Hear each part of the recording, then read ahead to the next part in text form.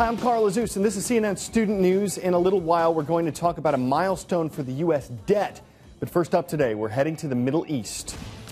Violence is a daily part of life in some regions of Syria. Protesters have been fighting with government forces there for months. The protesters want Syrian President Bashar al-Assad out of power. The government has cracked down on the protesters. There are reports that thousands of people have been killed.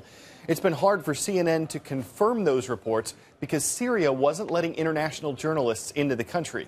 That changed yesterday. A CNN crew was allowed into Syria. It saw protests and rallies like these. Some of the rallies were against President al-Assad, but others were supporting him. Nick Robertson said what he witnessed was a country that is deeply divided.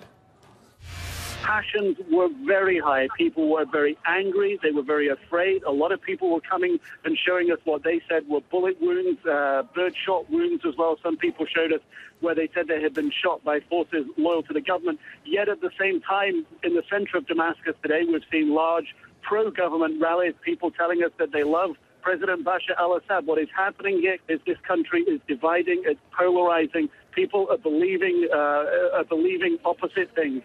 Some believe that the president is the right man for the country. There are others that don't. They're not talking to each other. And this is really leading to a much more divided country than it was even a few months ago.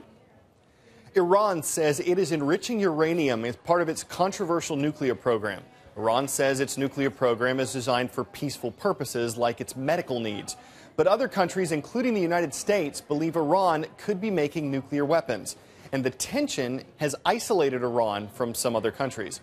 But Iranian President Mahmoud Ahmadinejad is getting some international support during a trip to Latin America, starting in Venezuela. Ahmadinejad and Venezuelan President Hugo Chavez come from different cultures, but both are at odds with the United States. President Chavez welcomed President Ahmadinejad in a ceremony yesterday, but one Venezuelan politician called the Iranian leader's visit an embarrassment for Venezuela. What's the word? It's the total value of all goods and services that a country produces in a year. Gross domestic product, or GDP. That's the word. And that doesn't just mean what the government produces. The gross domestic product includes all of the goods and services that private companies sell too. Right now, the U.S. GDP is around $15.3 trillion, and that is about where the country's debt is. This is the milestone we mentioned at the start of today's show. America's debt, the money that the federal government owes, is right around that $15.3 trillion mark. Some experts say the fact that debt and GDP are at the same level shows how important it is for the American government to deal with its financial problems. Next up, we're heading back out on the presidential campaign trail. Last week, Iowa held caucuses, these public meetings where Republican voters announced their presidential preferences. The state in the spotlight today is New Hampshire. It's holding a primary where voters each cast a single private ballot. The Republican candidates, you're seeing many of them here, they've been out trying to rally support. Former Massachusetts Governor Mitt Romney has had a big lead in the polls in New Hampshire. He has kind of a home field advantage since he was governor of the state right next door. But other candidates can use a strong showing in New Hampshire to get some momentum going into the next primary contests. Many Americans are walking in a winter-less wonderland. Snowplows in Iowa don't have enough snow to plow. Lake Erie hasn't frozen yet. Chicago is seeing one of its least snowy winters ever. Many meteorologists blame something called La Niña. That's a weather pattern that starts in the Pacific Ocean, and they're saying that's the reason why it's been sort of a warm, snowless winter in many places.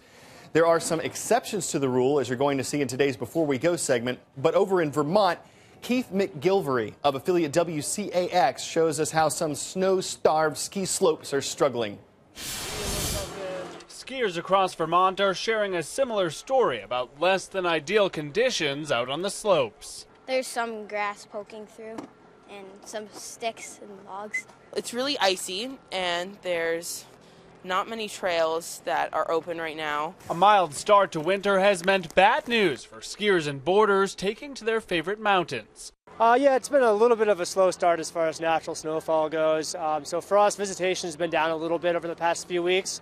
A little bit of a softer Christmas than we like to see. I'm a summer person, so It wasn't that big of a deal to me, really, but I like to ski, so I'm wishing for more snow. At Sugarbush, the slopes that were open weren't packed, and there were plenty of seats in the dining room for folks grabbing lunch. President and owner Wynn Smith says the lack of natural snow has meant a 5 to 8% drop in business from this time last season. His team is using social media to get the word out that trails are open. We get third-party endorsements. People come here, they have a good time, they post on Facebook, they post on YouTube, and that makes it very believable that there's snow here, even if it's not in the backyard. Families sticking to their vacation plans in the Green Mountain State are making the best of the weak start to winter.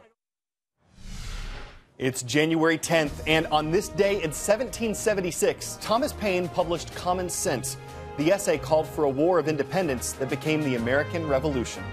In 1920, the League of Nations was established in Switzerland.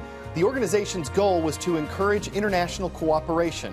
It was later replaced by the United Nations, and in 1946, the United Nations General Assembly met for the first time. 51 countries were represented at that meeting in London.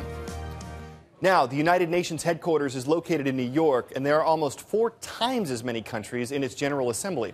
A bunch of them could see some changes this year in their governments, and we've got the campaigns in the U.S. covered. But Fareed Zakaria is going to fill us in on some of the other spots around the world holding elections this year. You can predict that in 2012, a lot of leaders will say goodbye.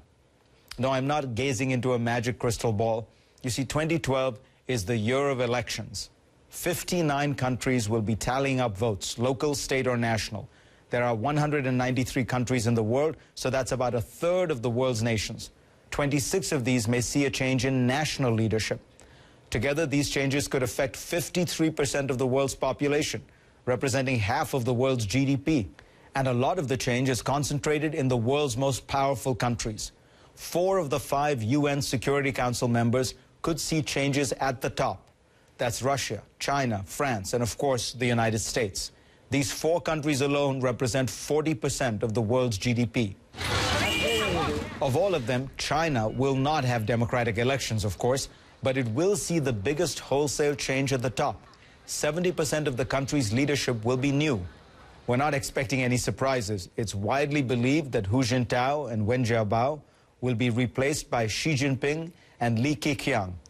Russia's election will be the most predictable. We already know that Prime Minister Putin is going to become President Putin once again. But even that change isn't as clear-cut as you'd imagine. For the first time in years, it seems like it's becoming acceptable in Russia to criticize the Kremlin. There will be changes too in Mexico, Egypt, Taiwan, and Kenya, just to name a few. Some of these elections and leadership changes involve nothing more than personnel shifts.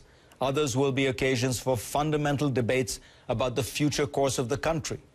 They could mean shifts so that we see a different Europe, a different China, or a different America in the next few years. So for those of you who have been struck by the volatility of recent years, the roller coaster ride we've all been on, from boom to bust, crisis to crisis, I would say keep that seatbelt strapped on, because you're going to see a lot of churn over the next year as well. It may not be bad, but there will be no shortage of political twists and turns around the world, and those are just the ones we know about. Well, before we go, we mentioned some exceptions to that lack of snow story. This is one of them. Aspen, Colorado got some fresh powder over the weekend.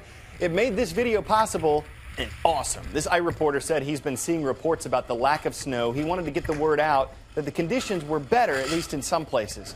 You think snowboarding's easy? Try making it down a slope while you're holding up a camera on a stick. One thing is for sure, there's no way he'll get bored. We're going to freeze the puns there early today instead of launching into a run of them, because sometimes these things can just be a slippery slope. Back with more commercial-free headlines tomorrow. We'll see you then.